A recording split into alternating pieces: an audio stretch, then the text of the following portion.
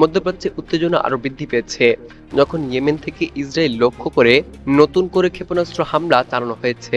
শনিবার ভোরে নিক্ষিপ্ত এই ক্ষেপণাস্ত্র ইসরায়েলের রাজধানী তেল আবিবের ব্যাপক আতঙ্ক সৃষ্টি করেছে। দখলকৃত ফিলিস্তিনি ভূখণ্ডে একের পর এক আগ্রাসনের জন্য দীর্ঘদিন ধরেই আন্তর্জাতিক সমালোচিত হয়ে আসা ইসরায়েল এখন নিজেই নিরাপত্তাহীনতার মুখোমুখি। ইসরায়েল বিশ্বের একমাত্র রাষ্ট্র যা দখলকৃত অঞ্চলে অবৈধ বসতি গড়ে তুলেও জাতিসংঘের প্রস্তাব উপেক্ষা করে চলছে বছরের পর বছর। ফিলিস্তিনিদের উপর বছরের পর বছর ধরে চলা এই বোমাবর্ষণ, অবরোধ এবং মানবাধিকার লঙ্ঘনের বিরুদ্ধে বিশ্বজুড়ে নিন্দার ঝড় উঠলেও ইসরায়েল তাদের নীতি পরিবর্তনে অনড়। এই আগ্রাসনের জবাব হিসেবেই ইয়েমেনি হুতি বাহিনী বরাবর সামরিকভাবে প্রতিক্রিয়া জানিয়ে আসছে। হুতি নিয়ন্ত্রিত ইয়েমেনি বাহিনীর মুখপাত্র ব্রিগেডিয়ার জেনারেল ইয়াহিয়া সারি ঘোষণা করেছেন যে তাদের সুপারসনিক ক্ষেপণাস্ত্র প্যালেস্টাইন 2 ইসরায়েলের নেগেভ অঞ্চলের একটি সামরিক ঘাঁটিতে সফলভাবে আঘাত এনেছে।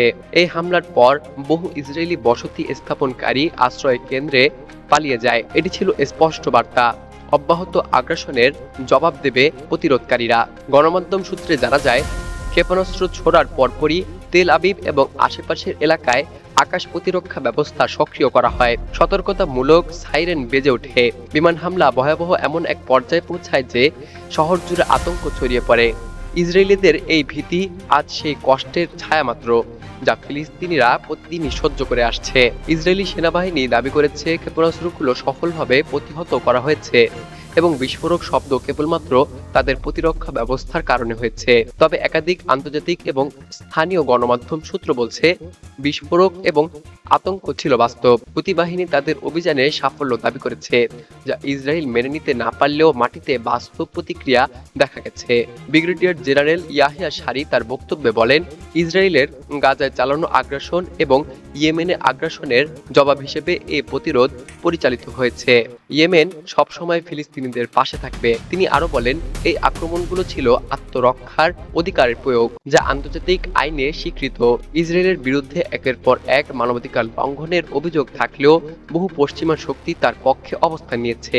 জাতিসংঘের একাধিক প্রস্তাবনা লঙ্ঘন করে ফিলিস্তিনিদের উপর যে নিপীড়ন চালানো হচ্ছে তা মানবতার ইতিহাসে কলঙ্ক হয়ে থাকবে। বিশ্ব সম্প্রদায়ের নীরবতা এবং কিছু রাষ্ট্রের পক্ষপাত দুষ্ট সমর্থনই এই সংকট আরো ঘনীভূত করেছে।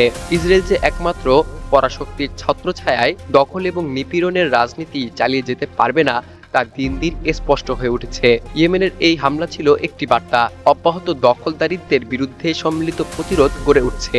আন্তর্জাতিক সম্প্রদায়ের উচিত এখনই ন্যায় বিচার নিশ্চিত করা এবং ফিলিস্তিনি জনগণের মুক্তির পক্ষে কার্যকর ভূমিকা রাখা।